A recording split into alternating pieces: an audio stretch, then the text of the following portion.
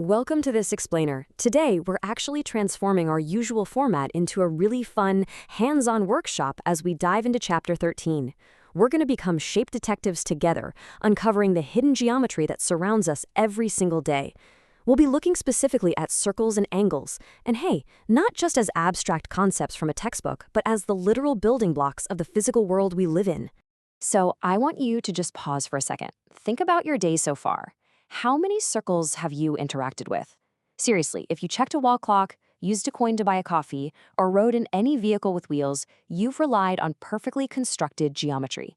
We use these shapes constantly without even noticing they're there. But today we are definitely going to notice them. Section 1. Circles in our environment. Let's dive right in and test your eye for shapes.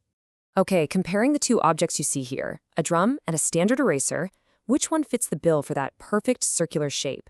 Well, clearly the top surface of the drum is a beautiful circle. It's actually designed that way to distribute tension evenly for the perfect sound. The eraser, on the other hand, with its sharp corners and straight edges, definitely doesn't make the cut. Now, what's really fascinating is how geometry sneaks into places we might not expect at all. Take this heavy industrial nut. The outside is hexagonal, right? Built for a wrench to grip. But look right in the middle. Hiding inside this rigid, chunky piece of metal is a perfectly smooth, circular opening with threads. It absolutely has to be a perfect circle, otherwise it wouldn't spin smoothly onto a bolt. So circles are literally holding our modern infrastructure together. Section 2. Drawing with everyday objects. Let's see how we can actually make our own mathematical shapes from scratch. You know, you really don't need fancy geometric tools to create perfect shapes. I want you to imagine, or hey, if you have a piece of paper and a pen nearby, absolutely do this with me. Take an everyday object, like a 2-rupee coin, the rim of a teacup, or a saucer. Place it flat on your paper, take a pencil, and carefully trace all the way around its edge until your line meets right back exactly where it started. The crucial takeaway here is that this resulting shape isn't just some random round thing. In mathematical terms, this complete curved line we've just created is formally known as a circle. Notice that it's the line itself that is the circle. It forms a boundary that locks in a very specific amount of space. Section 3. Finding the secret center. Now for a really fascinating experiment. How do we find the exact absolute mathematical middle of the space we just traced? Well, here is a brilliant trick you can do right now. If you take that circle you drew and cut it out, you get what we call a circular lamina, which is basically just a fancy term for a flat circular piece of paper. Now, fold that paper perfectly in half so the curved edges line up exactly. Crease it, open it up, and draw a line along that crease. Next, fold it in half again, but along a completely different angle. Crease it, open it, and draw a line along that new crease too. You can do this 3 or 4 times. And this brilliantly illustrates our result. Check out this blue circular lamina. If you followed those folding steps, you'll see that every single straight line you created passes exactly through one specific intersecting point. That single dot where all the lines meet, that is the true exact center of the circle. If you were to take a ruler and measure from that center point out to the curved edge, the distance would be identical no matter which direction you measured. Pretty cool, right? Section 4. Inside, on, or outside. Let's turn this spatial awareness into a bit of a competition. Let's apply these concepts to a high-stakes game of darts. Looking at this dartboard map, the blue line represents our circle. We've got a group of friends here: Sanjeeva, Sunil, Pradeep, Nafil, Mohan, and Rashitha, and they have all thrown darts.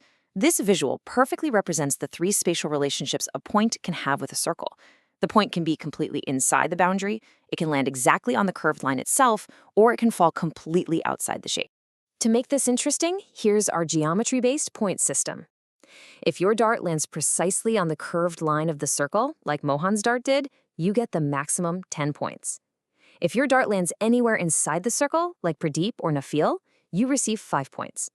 But if your dart lands completely outside the circle, like Sanjeeva or Rajitha, sorry, but you get 0 points.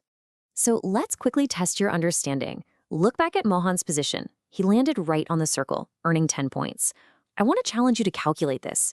If Mohan is given 2 more opportunities to throw darts, what is the theoretical maximum number of points he could receive in total across all his throws? Well, to get the max, he'd have to hit the perfect curved line 2 more times, right? Getting 10 points each time. Add that to his current 10 points, and he'd walk away with a perfect score of 30.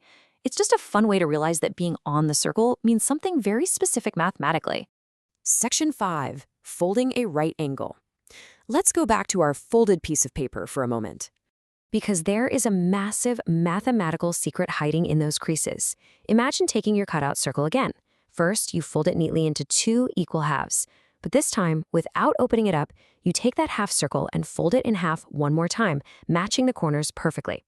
What you're holding now looks kind of like a slice of pie, right? Now, unfold the entire thing and use a dark marker to trace the 2 main crease lines that go all the way across. When you open it, your paper reveals 2 straight line segments that have divided the circular space perfectly into 4 equal parts.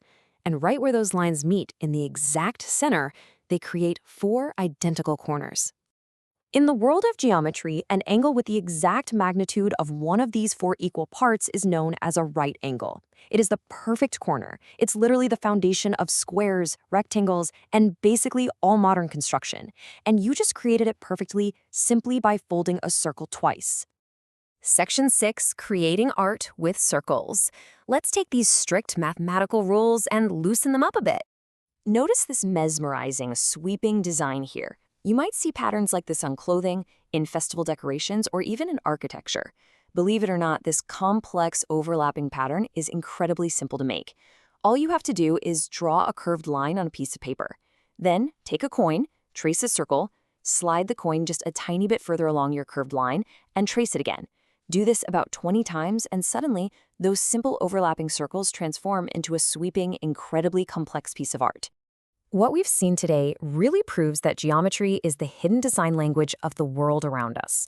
From the industrial nuts holding our machines together to the perfect corners of the rooms we're sitting in right now, to the beautiful overlapping circular designs we hang on our walls.